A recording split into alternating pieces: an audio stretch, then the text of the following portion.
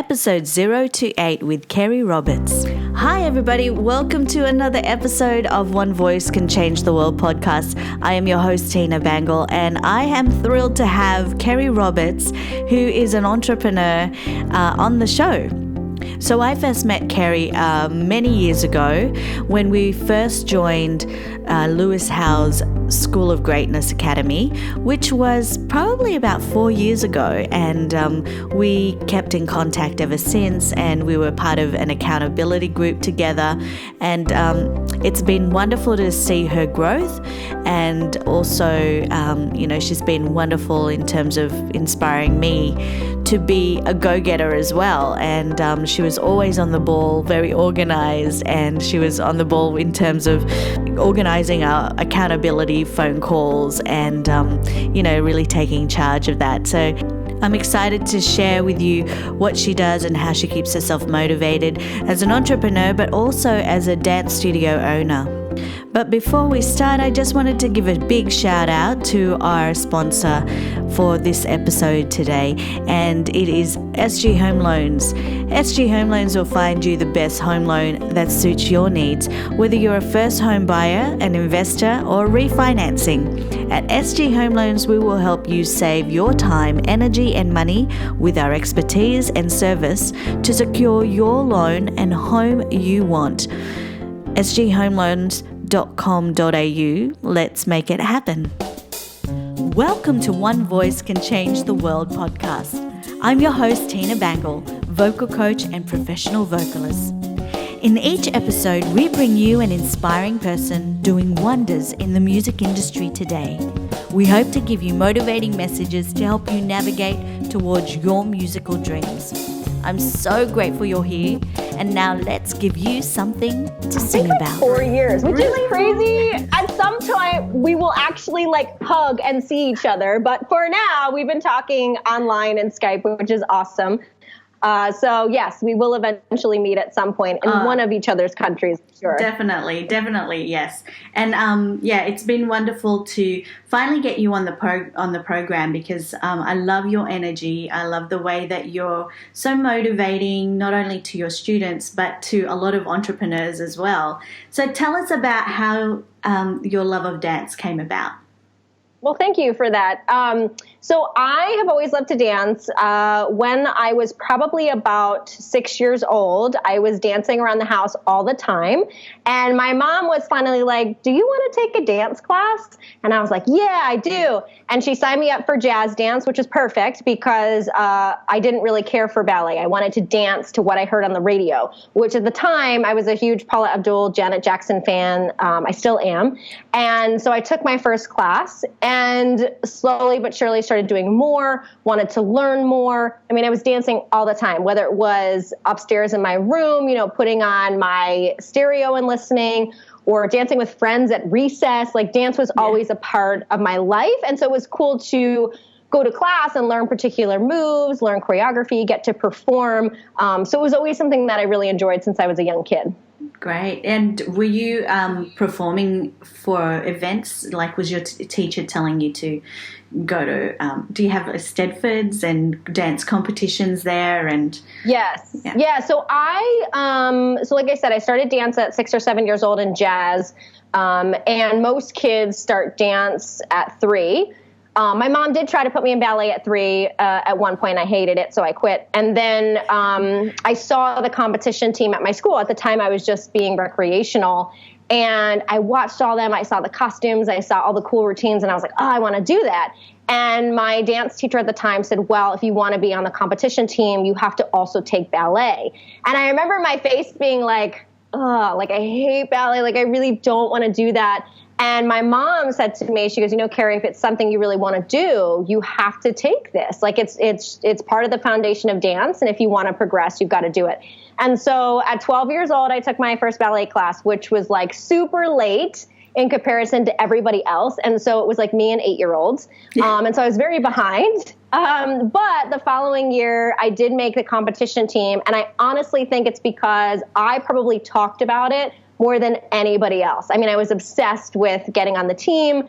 I talked to whatever teacher I could. I said anything I could. And so I think just my passion and dedication for it got me on the competition team at age 13. So from there, I started competing and dancing and doing that sort of thing. Yeah, that's wonderful. And especially how your teachers saw that passion in you. Yeah. Yes, I'm still like that. And it was interesting because, looking from afar, I was like, oh, it was so cool to see what the girls were doing. And I wanted to be a part of that. And then actually the first year, I guess it's the second year they had it, when they had auditions, I was the only one that made it out of like 20 kids that tried. And that was like a huge deal. The downside to that was I was the worst on the team, and I really didn't know what I was doing, and I struggled a lot. And I had some great teachers, and I had some not so great teachers.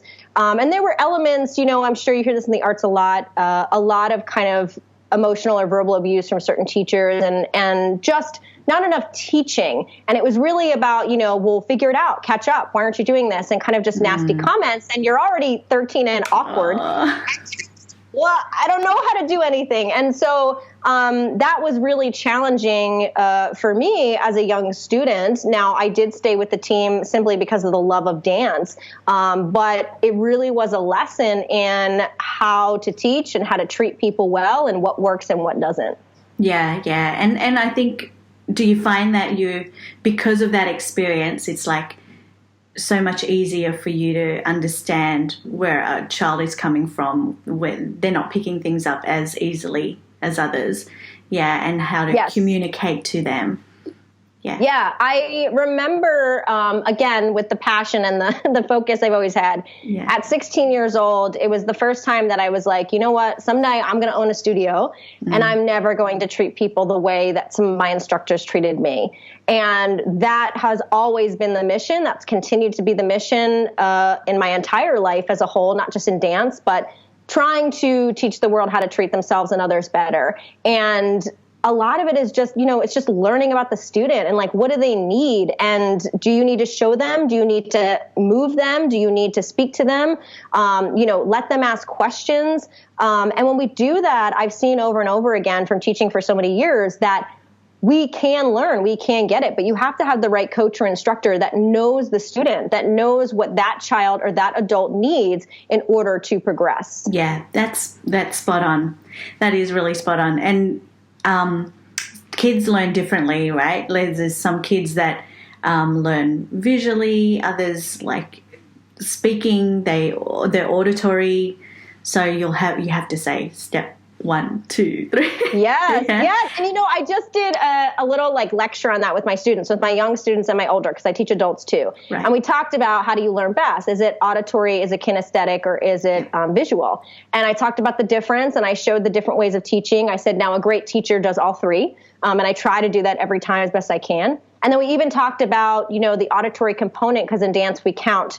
And so I asked, are you better at counting in dance? Are you better at words or sounds? And it was interesting because once they figured out how they learned, they were able to pick up movement better, and I'm able to teach them better. Now I know, okay, this person's visual. Okay, I have to show them. They need to be up front in the class, and how do they learn best, and how do I coach best? Excellent. Yeah. Because for me, even at this age, I have trouble going left and right. Like if I'm in the car with my husband, I have to go this way. Which is, right, and that's good. Like the more we know, like how we learn, we can also communicate that to the instructor and say, hey, can you show it this way? Can you do it that way? And it's not about a child being annoying. And I remember even in college, because I got a dance degree, I always asked a million questions because I'm a curious person, but I needed clarification, and just the frustration that the instructors would have with me. And it was like, I don't learn just by watching. I'm a kinesthetic learner a lot. And so I needed somebody to show me, to tell me where my arm goes, to move me. And the professors that I had that did that, I danced way better in their class just because they were able to, work with my learning style that suited me best. Yeah. And some of the words for kinesthetic learning, what are some of the words that help your students?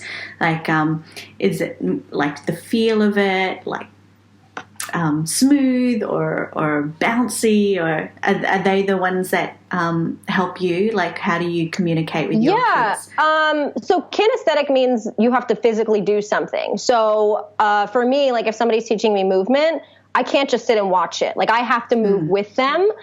So that's part of it. It also helps, like if an instructor comes up to you and says, no, this is where your arm should be. So I'm getting the feel of it. Yes. But the other thing that I learned that I use a lot, that I learned in college from a professor, was she talked about the initiation of movement. So where does movement start from? So a lot of times people are watching somebody and they're trying to move in what they think it is, but they're not doing it. So I'll talk about, no, we're starting the movement from the elbow rather than the hand. And that gives a very different look. So those three things are kind of what helps someone who's a kinesthetic learner to progress and do well. Yeah, that's great. And I noticed, like, there was a student of mine who loves to dance, and I said, come and be a dancer for one of the performances. And she was teaching the other girl, and she was going ta ta pa pa pa, and I was that would help me learn the steps easier. Not that I'm the best. I'm not even a great dancer at all. But yeah, something like that. Do you use that a lot too? Yes. Yeah. So I'm a big counter, because that's how you're taught in dance. And I always tell people, even if you're not a counter, to learn the counts, because if you've never heard the song before, you can be on beat with everybody else. So if you know the song and you're very musical, it makes sense. But if you're not a musical person and you're like, I've never heard this hip hop song before in my life, then it's going to benefit you to learn how to count. But I do mix it up. I might be like 1 and 2 and pop, hit, or I might say what I'm doing is another one, right foot side, left foot front. As long as it's within the timing and the beat, that helps a lot for them as well. Yeah, great. That's awesome. So when did you open up your dance school, and how long have you had your dance school for? So it officially opened in January 2012, so a little over 6 years. And it was something, like I said, I always wanted to do it since I was 16 years old. And literally right after I turned 26, I opened it. And it was a couple months before that I was like, I need to do this now. And I just did it. I've always been an action-first person, which is great in some ways and negative in other ways. So you learn kind of like, certain things that I didn't think about when I first started, but it helped me to just jump in and do something I wanted to do. And, looking back, I'm super glad that I did it that way. Yeah. I'm similar to that. Like, I'm just like, jump in. And yes, right? Yeah. So I think, and then learn on the way. Yeah. It's good to plan. There's certain things that could have been a little better, but I think sometimes people overplan and overthink, and then you never do. And then kind of getting in your head. So, yeah. Yeah, that's great. So what's one of the perceived failures that has happened to you in your business or in your life, and now looking back, it's like a blessing, and if it didn't happen, something better didn't come about? Yeah, I think the word failure is really a strange word, because when someone asks me this question, I don't think that I've had any failures. There are things that I've failed at. There are things that didn't work out. But to me, failure is like a negative term, almost like I did something wrong. Yeah. And I don't think of it that way. I think things don't work. And when we fail or we don't do well at something, I always kind of look and ask myself, did I give 100%? Did I do absolutely everything I could and it just didn't work? And if that's the truth, then I didn't really fail. It just didn't work out for that moment. So that's kind of how I think about the word failure. For me, a couple different things. I guess I first had my own studio in the beginning, and then I went into where I rent from other studios. And so we've actually had to move 4 times in this little over 6 years we've had the business, and for different reasons. One of the places we were renting from shut down. One of them felt we were a competitor with another program. So different things came about, and it wasn't necessarily a failure, but it was like, this isn't working out, and I have a choice. I can sit here and get upset. I can complain, or I can do something about it. And so every single time, I went and I looked and called at like 30 different places until I found something that worked. And, it's a little uneasy sometimes for the clients and for yourself, but every single time it teaches you to not only start over, but it gives you new opportunities, new people that you didn't have before. But I think what's been cool is you really see like who really loves your program. And I've had 4 locations and with me from the beginning, and I'm super, super grateful for that. That says a lot about what we're doing. And that makes a huge difference in when you're going through perceived failures. Yeah, absolutely. And I remember that time when you had to change and you had to go through all that. You were pretty cool about it, though. You were just like, got to find. Well, thank you. Yeah, it's funny because I always tell people like my company's called Emotion. I am an emotional person, but I always tell people we should feel how we're feeling first. You can see I'm very expressive with my hands, but I feel it. When certain things happen, I'm like, wow, this stinks, or oh, I feel terrible, or this is frustrating. And I allow myself to feel it anywhere from an hour to a full day. And then that's it. Then it's like, okay, what do I need to do now? Because it doesn't make sense to dwell on this. And so it's, what do I need to do next? And the only thing that can kind of change that feeling and what's going on is the action that you take. And so, yeah, that moment that I hear it, that, hey, this is happening, you're like, no. Yeah. But then you take the action, like, okay, what can I do? It is what it is. And, with my students, some people I've lost, and I don't hold that against them. Like, that's not anything to do with them. It just didn't work, and we needed to go in a different direction or go further. And so, yeah, that's taking action is a huge way of how I deal a lot with that. And how do you think you develop that in yourself? Do you think it's, because I know we're part of Lewis Howes's School of Greatness, and, you take a lot of different courses for self-development, right? Yeah. I think, honestly, for me, I say this all the time. I am very, very grateful to have 2 amazing parents. I call them constantly and I'm like, thank you. Like, write a book. Thank you. And I think, what my parents did, and I assume they did it for my siblings, although I can't speak for them. They really always treated me like a person. I was never a kid. I was a person. And so whether I was 8 years old or 13 or 20 something, I was responsible for my actions, good and bad. And so that was always there. My parents are very perseverant people. And so they instilled that in me. It was always like, okay, it's okay to feel it, but what are you going to do about it? Like, if you want this, go after it. Like I was saying earlier, you want to be on the competition team, you're going to have to take ballet. You don't like it? Too bad. If this is something you want to do, then you're going to have to be at the bottom and start and move from there. So I do think the support that I've had and continue to have from my parents created the foundation for all of that. And I think it's also just your mindset, thinking about, when things are going poorly, or you don't like the way something is, or you feel bad, you can change that. There are times when I'm like, okay, I'm upset about this. Well, I'm going to listen to certain music, or I'm going to dance, or I'm going to change my environment, or I'm going to go talk to somebody, or I'm upset with the news. I'm going to turn it off. And so we're always in charge and in control a lot more than we think. So, creating that mindset, and then of course taking action. So whether that's, like you said, learning from different people, different courses, hey, I don't know how to do this. Let me go learn from someone, either through a phone call, a course, or, education, and that helps as well. And I really love how you're taking on board, because I know you're an avid Gary Vee fan, right, on his podcast. I'm a little obsessed. I won't lie. I have the shoes. I got the shirt. Yes, I do. My parents are like, oh my God, enough with the Gary Vee quotes. Yes, I do love him. And I think he and I actually went to the same high school, which is crazy because, in the middle of nowhere. But I think he reminds me of my parents a lot. Like, he also says he had great parents.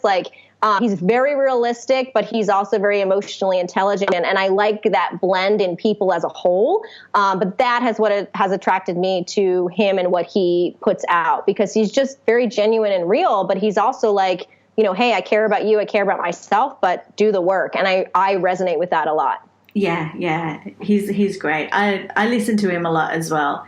And on the way to school, and I have to turn it off every now and then because of his F-bombs. Yeah. Yeah, well, the kids, it's funny. I don't play certain music in class, and then the kids are listening to it anyway. So, Yes. it's whatever. Oh, yeah. And I love on his podcast, he always asks his guests, what is your obsession? On the pod sessions.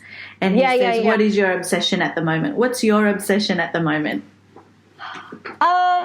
I am currently putting out a lot of content with just, my mission on treating yourself well and others well. And I'm trying to do that in written audio and video form. And so I've just been kind of obsessed in a good way of like, how do I do this? How do I learn this? Bought different programs. Let me try this. Let me see what happens. Just got on Medium and blogging as well. I noticed that. Yeah. So just really like obsessed with like, okay, how can I put out more content in a different way? And let's look at like what's working, what isn't, how do I feel about it? How do other people respond? And so it's like, it's a good challenge that I'm enjoying quite a bit. And what are you noticing? What are the things that you're getting more response from? I do think we should be putting things everywhere. For me, Facebook videos seems to be doing very well versus YouTube. I do think because Facebook is very much pushing right now videos that are integrated into Facebook, so that helps.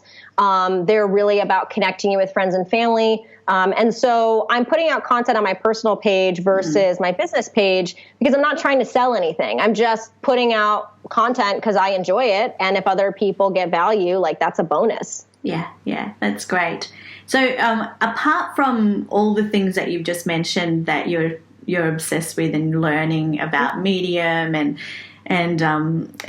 video, is there anything that you're obsessed with that's like food wise or clothes wise or I'm like a super picky eater, so definitely not food wise. I would say so you're a music person. I love music. I like all styles of music. Like if you looked at my playlist that I have of like songs I like, it goes from hip hop to Latin to country to classical to like all different stuff. Really, really liking a lot of the Drake album right now. I mean, I loved him. I think everything he does is really good, but it's just got a really nice groove and flow to it.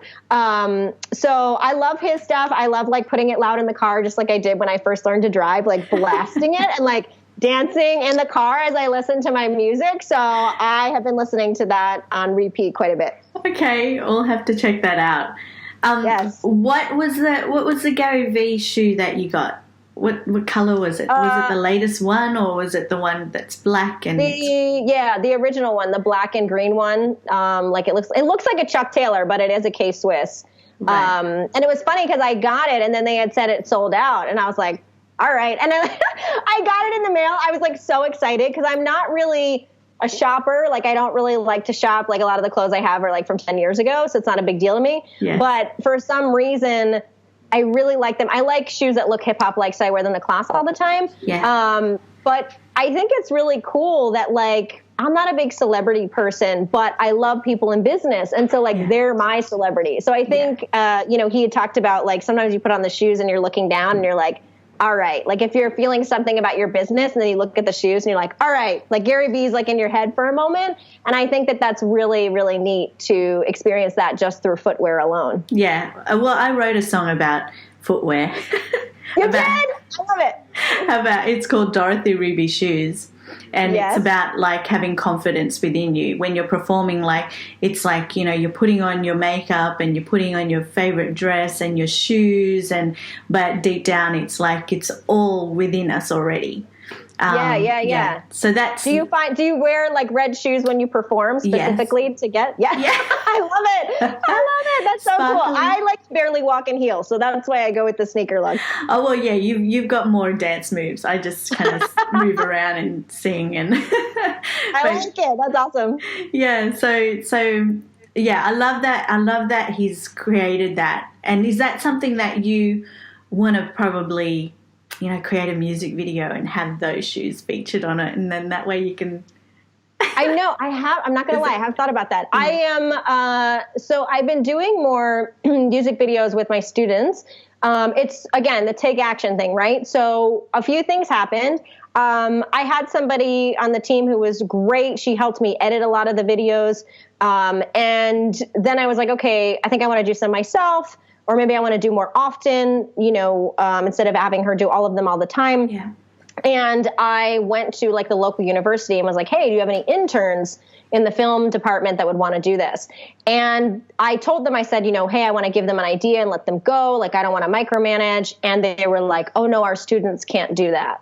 And I was like, what are you talking about? And they had said, well, our students only know how to do what they're told and follow instructions. They don't feel comfortable doing their own thing. And I was like, that's insane. Like, what are we teaching people? Yeah. But that's a side note. So anyway, I had looked for different things and I was like, well, forget this. I'll just do it myself per usual. So I was like, let me try. And I'm not like great at it. I don't really have an ambition to be like a filmmaker, but it's been really cool. Like, I started just with my iPhone and then using like iMovie to edit.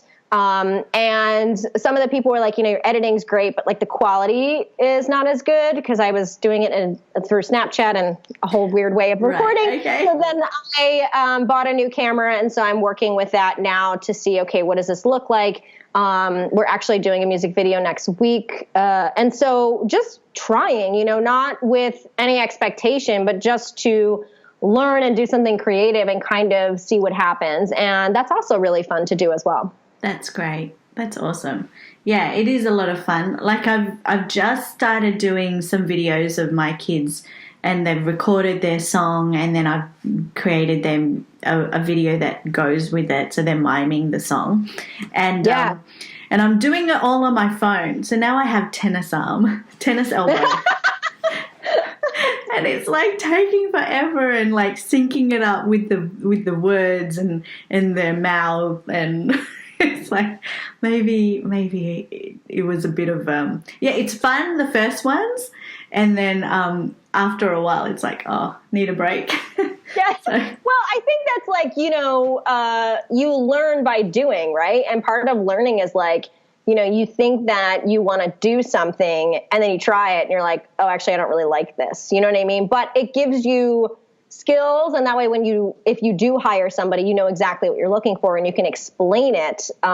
So that might be something, right? Like down the line, you're like, okay, this is important to my business, but I don't want to do it. Yeah. And that you hire someone and it's way faster and it's done really well, but you have an idea of what's working and what isn't. Yeah, exactly. So I'm excited to see your videos, what you've created, and what camera did you end up getting? I think it's a DSLR 6, so I got like this like mic to attach, right? I was all excited. Yeah. And then it says it only works with the 6i, which I didn't know what that meant. So again, here we go, learning. So now I've got to return it. So I'm learning different things and seeing like, okay, what equipment works, what doesn't. So there's always a learning process to everything. So I just started filming. I haven't done the editing on it yet. So, we'll see how that goes. Yeah. Isn't it amazing? Like how far we've come? Like when you mentioned Paula Abdul and Janet Jackson, I used to wait and record and wake up really early just to look at their music video. Or, have the record. Yeah. record the video of it.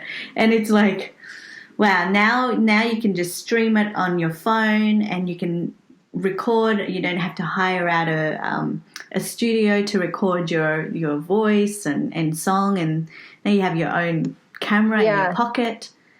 It's crazy. I remember hearing songs on the radio that I wanted, and I would like wait, like it'd be top 40, and I'd put in my cassette tape, and I'd be like, and now, and I'd record it. And so I'd have this like cassette tape of like random commercials with like a few songs I liked, and then you had to rewind it. Yeah. It's crazy. I tell my students I put videos in Dropbox for them to practice. And they were complaining at one point about how, well, I didn't have room, it didn't work, blah, blah, blah. And I said, do you know what else you can use? I said, if Dropbox doesn't work. And they were like, what? I was like, your brain.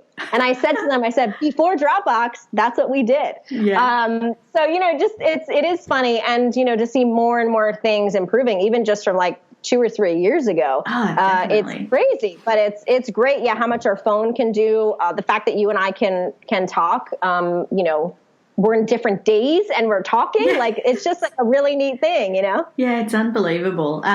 So what I wanted to ask you, and this is something that I ask every person that I interview, is what is one song that changed your life?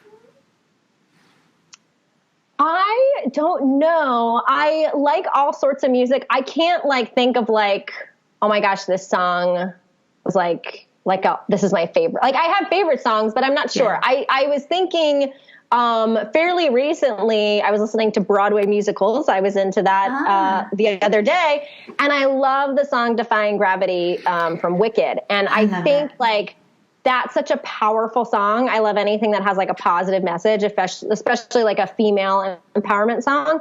And I just kind of love that, in that song, just the power of her voice, but also she's just kind of forget what everybody else thinks. I'm just going to do me, and I'm going to do what I want to do. And I resonate with that so much. And so you kind of get a little emotional as you listen to it, and me as a non-singer try to belt it out in the car. But I think that is a really, really great song. And I would probably say recently that's something that I have felt very connected with. Oh, do you have one great. as a singer? Well, I have one that there's quite a few. It really depends on the season or, a milestone in terms of my singing career. Right. But I think my original song, Be Heard, was probably something that that was exciting for me, and that kind of changed me. Because when I wrote the lyrics to that, I really wanted to showcase that, it doesn't matter where you come from, what your background is, you've got that right to be heard, and don't be afraid to sing out or to dance or to express yourself. Yeah, because I know, since at a young age, it was very difficult for me to express myself. I wasn't as asking questions like you, when you were little. So yeah, it was a little bit different in that way. And now when I turned 40, I was like, that's something that I really have always wanted to do, create an album and create a song and now I have something to say. I didn't really want to write about a love song, and I didn't really want to write something that was, not that there's anything wrong with it, but I wasn't passionate about it. So yeah, Be Heard was something that I really am proud of. So I love that. Yeah. And I agree with that too. I think that's such an important thing. And it's neat that you did that. And then, your students are seeing that. So they're seeing, hey, I struggle with this and built my confidence, and I wrote a song about it. And now they can feel that through you too. So that's great. Yeah. Thank you, Keri. So tell us 5 ways to keep yourself motivated when the times are a little bit tough. Let's see. I wrote them down so I didn't forget all of them. So I would say the first thing I do is I get quiet alone time. It can get real noisy with the amount of people we're around telling us what to do, even from society, the news. It's always people that you barely know that give an opinion that really doesn't matter. And so sometimes we get so much in our head, and I just find that quiet alone time, I particularly like in nature, makes a huge difference, because it allows you to really hear your soul or your gut or the universe or God or whatever it is kind of talk to you about what you actually need to be doing. And so that's usually kind of the first step that I do. And then from there, I write in a journal. Again, I'm a kinesthetic learner, so writing helps me a lot in processing. So I write down anything. I write down things in my head. I write what came to me. I write what I think I need to do. I just write and get it out. And it's a very meditative process for me as well, instead of kind of holding it all in. And then, yeah, and I love it. Journaling's huge. Yeah. I think it helps a lot. I don't think journaling has to be Dear Diary, but it's just you got to brain dump and get everything out. Yeah, it doesn't have word. To be full sentences, right? Yeah, so, because I know for myself, I get overwhelmed. If I think of it's just all in my head and I'm thinking I've got to do this, I've got to do this, and then that brain dump really, really helps to just let it out, and whatever pops in your mind, you're not editing. Yeah. You're just write it down. Yeah. Yeah. And it helps because I find that when we as people, and speaking for myself, when I get overwhelmed, it's because I'm lacking clarity. And so, I'm like, where do I go next? What do I need to be doing? And so I have to get by myself and then write that stuff down. And then usually I look for support. Again, my parents I love them, and they're so supportive, and they really act like life coaches in general. I mean, sometimes they'll say stuff and I'm like, oh, I didn't think about that. Like, they just ask the right questions. They never tell me what to do. And that can be frustrating, right? Because you're like, somebody give me an answer. And they're like, well, we can't tell you, but have you thought this? And so they really kind of allow those questions for me to figure it out for myself. But just having somebody listen is huge. And then really the last two steps is, I take action. I think so many times we get stuck in our head, and if you don't take action in some capacity, like, nothing is going to happen. Yeah. And so it's little steps. It's not huge, but it's like, all right, well, like I said, when I lost the studio space 4 times, like, what do I need to do? Well, let me make a list of every gym and dance studio within this radius. That's the first step. Okay, now I'm going to call them. Now I'm going to, write all that action and do it. And then lastly, I just am always thinking about gratitude and what do I have right now? Either physically in my life or just internally. Like, sometimes it's like, well, I'm a strong person. I'm a smart person. Like, I can figure this out. Like, it's going to take time, but I can do it. And I think all of those things is, a process that really helps me kind of get through those emotional moments or those things that seem stressful.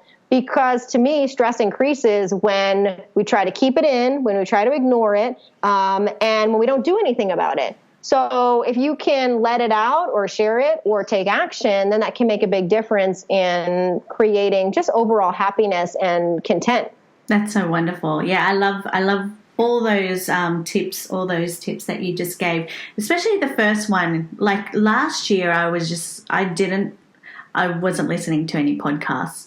I stopped my own podcast, and it was just like, it's too much information, too much. Yes. I felt like it was like people telling me what to do, when to wake up, what to eat, drink the smoothies. And it was just like, I got to, step back a little bit. It was just too overwhelming. Yeah. It is. And I think, the challenging thing is, like, when you're talking to somebody that is doing something you want to do, because those opinions matter more than the people who've never done anything. And again, like I said earlier, the people the amount of people that have given me business advice who've never owned a business, it's ridiculous. I'm like, why? I just walk away, because it's not worth it. You don't even get it. Right. Yeah. But somebody who's doing something you want to do, you value your opinion. But the opinion that we should value most is our own. And so I remember, many times, when we started like the Soga group, there was a big push to do a course, and I was doing it. And the whole time I'm like, this doesn't feel right. Like, I don't like this. I don't want to do this. And about 25% of the way through, I just stopped.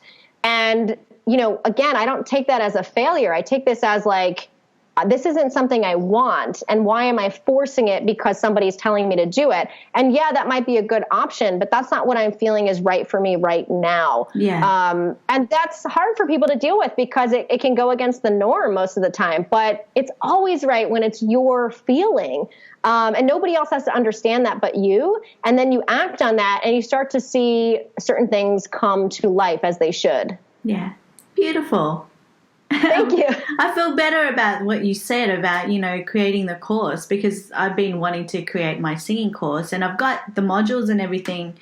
And it's like, in time, I've just really got to sit down and just, be happy with what I've created, and be happy doing it as well. Yeah. It's like, somebody, was talking earlier today, I think, everything takes work. Like, most people don't want to do the work. And I'm always like, well, why is that? And it's because you have to enjoy the journey. You have to enjoy the type of work. So, like, I love doing my podcast. I love finding people, researching them, talking to them, even editing it. And it is work. Yesterday I was up till midnight, like, editing a podcast, but I like it, and I like where it's going. And so, I think that's what we need to kind of be asking ourselves, do we kind of enjoy that journey? Gary talks about this all the time, enough that you can push it aside. And I even remember as a dancer, I knew very early on that I was not the best performer. Like, I knew that. I was very self-aware.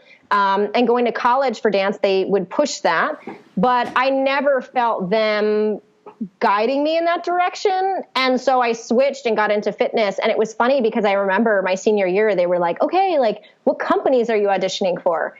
And I was like, I've never in the entire 4 years I've been here had anyone say to me that I should do that.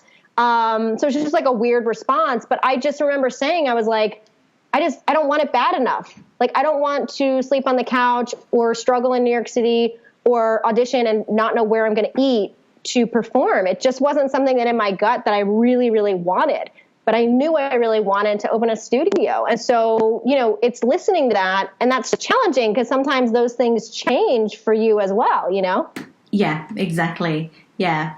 And what you were saying was, like you're dipping your toes in things and then you're finding what works for you and what's right for you at this time. Not that you're... Yeah, like, and that's... Yeah. Yeah, go ahead. No, I think it's... I for example, right? So I was like, I think I want to do live online dance classes. And I did one about a month ago because the weather was bad. And I was like, this is a perfect time to try it. And I was like, oh my God, I hate this. And it was a cool experience. And I asked the students first, I was like, how'd you feel about it? And they were like, this was a good thing if we didn't have class, but we didn't love it. And I realized I was working even harder because I'm like, they're on the other side. I'm going to have to do more. I was so sore. The next day, I felt like I was yelling. I was like, okay, this wasn't less work. This was more work. And then they're asking me questions because the video's reversed. And I was just like, okay, I'm glad I tried that because now I don't want to do that. And so I think it's important that we try stuff in little steps and see what is it we enjoy? Even with the music video stuff, I'm learning the editing, I'm learning certain things, but I'm realizing I don't think that this is the direction I want to go, but it's cool for me to learn. I like creating concepts. I love to work with people who do this stuff and I create the concepts and the choreography. So I think it's just that. It's just try. And then you're like, I don't like that. I don't like this. And you try to go more towards what excites you, like you were saying, at this point in your life. Yeah, yeah. And what's your vision? So my vision, my mission for my company has kind of been the same. It was always about teaching the world how to treat each other better. And then I would say in the last couple of years, I added also learning to treat yourself better, because we have to treat ourselves well in order to serve others. So to me, being able to teach that in some capacity, whether it's through speaking or dancing or whatever, to me, the vision is a kinder world. That's why I don't watch a lot of the news. It's very depressing. It's very negative. I don't watch it. I feel like if something's important, the CNN will tell me on Facebook. So I just don't. I don't listen to it. It's not helpful. And so I like being around things that are positive, and I genuinely think that most people are kind-hearted and most people want to connect, but they don't know how. And I do think, as Oprah said many years ago, everyone wants to know that they matter. I couldn't agree more with that. Yeah. So any way that I can help people learn how to treat themselves and others better is, my mission and that vision of how can we just be a more kinder, more respectful, more connected world is what I'm all about. That's great. And you're doing it with all your students and it has that ripple effect into their lives, into their families and friendships and so you are. Yeah. Thank you. And I think, it's really cool as an instructor because I always joke, and I don't know how you feel about this because you actually have a kid, but I always joke that they're like my kids in some ways, the young ones all the way through the adults that are older than me, because I do care about them and I do care about their well-being and their growth. And I teach them as if they were my kids. I tell them if they're doing something inappropriate or not. If somebody's being rude to someone in class, I call them out. This is not appropriate. This is why. One of my big stories I always tell that happened probably a few months ago was a student of mine, a 10-year-old, saw water on the floor and she came to just tell me about it. And I said, well, what did you do about it? And she was like, nothing. And I said, well, what could you have done about that? And she goes, well, I could have cleaned it up. And I said, why do you think that that's important? And she said, well, that way nobody trips, nobody slips. And so the next day she saw water on the floor. It wasn't hers. Somebody else had dropped it. And she said, Miss Keri, I cleaned it up. And I gave her like the biggest high five, because that to me was a teaching moment that she now has taken. And now she's telling other people that. Yeah. And so when I see that, when I see my students were at an event and without me telling them, they're including other people, without me telling them, they're complimenting someone else, they're helping each other. And like, I just get I get so excited. So yeah, it's little by little. And I feel very grateful that, you know, I'm able to do that, and that my students are doing that as well, because that's how we spread kindness. Yeah, that's wonderful. You're a great teacher. Thank you, Tina. I love that. Yeah, I love the way that you're making them think, and you know, they're thinking of the answers themselves. So it comes from them, and yeah, it's not like clean it up. You know? Yeah, because then you're like, well, why? Because that's, again, how I was always as a kid. Like, why am I doing this? What's happening? How do I do it? I always want to know the answer instead of being told. And again, I do think that's partly how I was raised. I think that's also genetically, I'm just a curious person. Mm-hmm. But, you know, we talk about it. And sometimes the students, you know, they'll say stuff to me or call me out or say things that I didn't think of. Even the young ones. I've had 10-year-olds, you know, say stuff to me like, Miss Keri, I can't remember one off the top of my head, but they'll call me out and say, you know, that's not appropriate, or have you thought of this? And so we all keep each other accountable. And I'm like, thank you. Like, you're right. That was wrong. Let me correct it. Yeah. And so it's not about an age thing or a leadership thing. It's everybody keeping each other accountable with it. Yeah. So awesome. You're awesome. Thank you, Tina. Thank you. I love you too. That's why we need to get together in person. Eventually we will. We'll sing and dance all over the place. Yeah. So, how can people follow you? Like, where can people follow you? How can they follow your work? Yeah, so I would say I'm pretty big. I'm personally using Instagram right now, which is my name. It's Keri, KERI.N.Roberts. So I'm on there a lot. I post all my videos and podcasts and my writings and everything up there. And then emotiondancefit.com is the dance website. And from there, you can see videos and things like that on our Facebook as well. Great. I'll put the links up on the show notes so people can follow you. But I'm really liking the color scheme that you've done on your Instagram. Have you? Thank you. It's a very different look now that you've created. Yes. Is that something that you were thinking or intentionally? Yes. Yeah. Actually, I haven't posted it yet, but I did a podcast with a color therapist from Australia, actually. And it was super awesome. That'll post in a couple weeks. But she talked about how every single color has a meaning, has an emotion, has a feeling. And that, you know, she's like, you know, people don't realize, like, when they're posting certain things on Instagram, like what it's symbolizing. And we were talking and she goes, well, what is your favorite color? And turquoise is my favorite color. And it's always been, it reminds me of the beach. And she was like, you know, turquoise is generally a fun person. That's somebody who's curious. That's somebody, who, you know, just likes loud colors and things like that. And, generally I'm a cool color person. So she was like, that's more heart-centered. And I was like, oh my gosh, that's totally me. I've been using the wrong color. And so I went to the turquoise and the white, and I was like, I like stuff that reminds me of the beach and calmness and fun at the same time. So I've switched it to really be more me.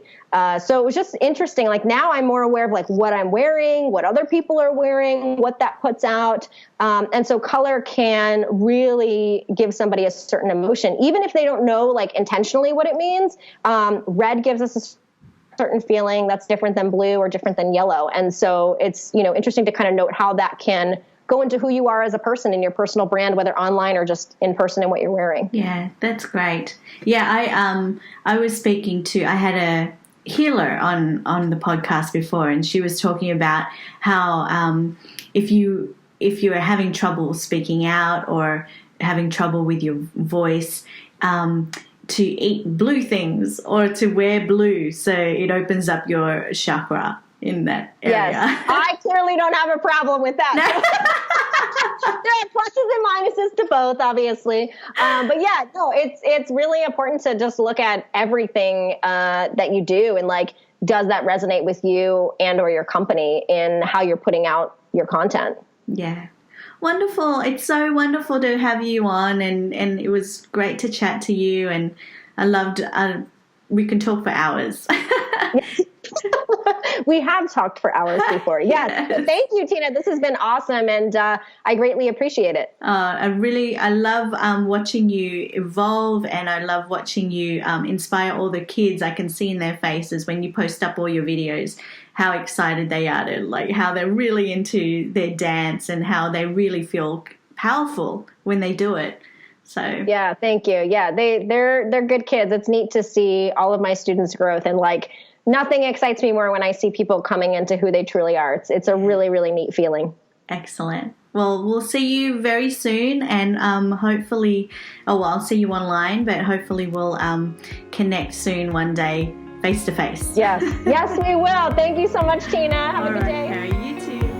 Oh, I hope that you enjoyed that episode with Keri Roberts. She's such an inspiration, and she's so vibrant, and she's got this amazing personality. You need to connect with her. If you can follow her online on Instagram, she's so friendly. She'll love to connect with you, and let her know that you listen to the podcast and that you just wanted to pop in and say hi. She's always good to have on your side. So thank you, Keri, once again for being part of the show. Now, if you are an entrepreneur, a visionary singer, a professional singer, I'm offering a 15-minute laser call. If you need clarity within your business, let me know. We can hop on a call. We can chat about anything that's blocking you. How you're procrastinating, or any negative beliefs or negative emotions that you have, so that, you can help clear it out of your life, out of your business, out of your personal life, and then be able to move forward and step up another level in your business or your personal life. So, if you haven't known yet, I have my master's certification in NLP and timeline therapy coaching, and it's an amazing tool to be able to give to people and take them through a breakthrough session where we can just release any fear, any anxiety, any of those limiting emotions that consume us.